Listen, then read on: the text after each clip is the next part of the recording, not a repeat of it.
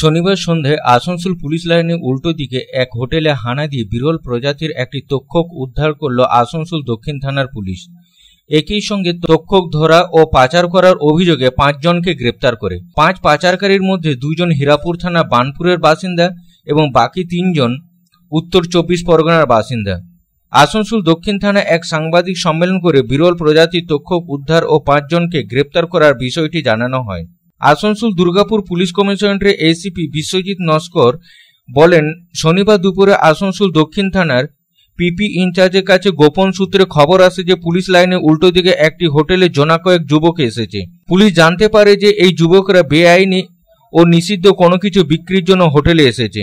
এরপর আসানসোল দক্ষিণ থানার পিপি থানার ইনচার্জ সঞ্জীব দের নেতৃত্বে একটি টিম তৈরি করা হয়। সেই টিম এই হোটেলে হানা দিয়ে ওই 5 জনকে আটক করে। তাদের জেরা করতে তাদের কথায় অসঙ্গতি ধরা পড়ে। এরপর আরও জেরা করে তক্ষক কেনাবেচার বিষয়টি জানা যায়।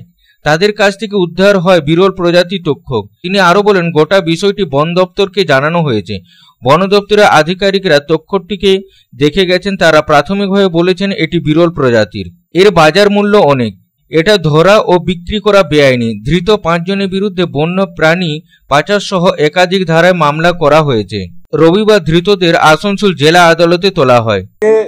দুপুর 12:30 নাগাদ আমাদের আসানসোল সাউথ পিপি একটা সোর্স মারফত খবর পায় যে কিছু লোকজন আসানসোল ইন হোটেলে একটা রুমে বসে কিছু একটা করছে, যাদের কাজকর্ম সন্দেহজনক আছে। সঙ্গে সঙ্গে আমাদের সাউথ পিপির ইনচার্জ সাব ইন্সপেক্টর সঞ্জীব দের নেতৃত্বে একটা টিম ফর্ম হয় এবং সাউথ থানার টিম থাকে। সাউথ থানা এবং সাউথ পিপির টিম জয়েন্টভাবে হোটেলে রেড করে এবং একটা রুমের মধ্যে 5 জনকে পাওয়া যায়।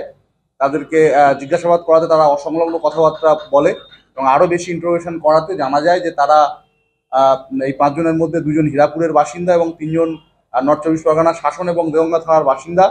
তারা একটা বিরল প্রজাতির তক্ষক সাপ এখানে নিয়ে এসছে সেটা বিক্রি করার জন্যে, এবং তারা এখানে কাস্টমারও ঠিক করেছে এবং সেই ডিলটা এরা বিগত 2 দিন ধরে ওই হোটেলের রুমে বসে এটা করার চেষ্টা করে। তো আমরা এটার জন্য ওদেরকে যখন আরও বেশি জিজ্ঞাসাবাদ করি তখন ওরা ভ্যালিড কিছু ডকুমেন্টস দেখাতে পারে না। এটা ইলিগাল কাজ ছিল।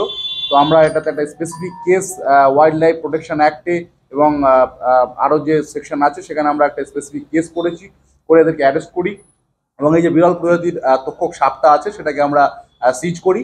কালকে এদেরকে আমরা কোর্টে প্রডিউস করব, করে আমরা পিসিতে নেব, নিয়ে আরও যারা এর সঙ্গে যুক্ত আছে এই ইলিগাল কাজের সঙ্গে তাদেরকে আমরা অ্যারেস্ট করব। আসানসোল থেকে সন্তোষ মণ্ডলের রিপোর্ট, পাবলিক টাইমস। কিছু পরম্পরা আর শেখা মায়ের থেকে চলে আসে মেয়ের কাছে, ঠিক যেরকম হনুমান্তা চাক্কি ফ্রেশ আটা, ঠিক যেন মায়ের ভালোবাসা, যেমন শুদ্ধতা তেমন স্বাদ।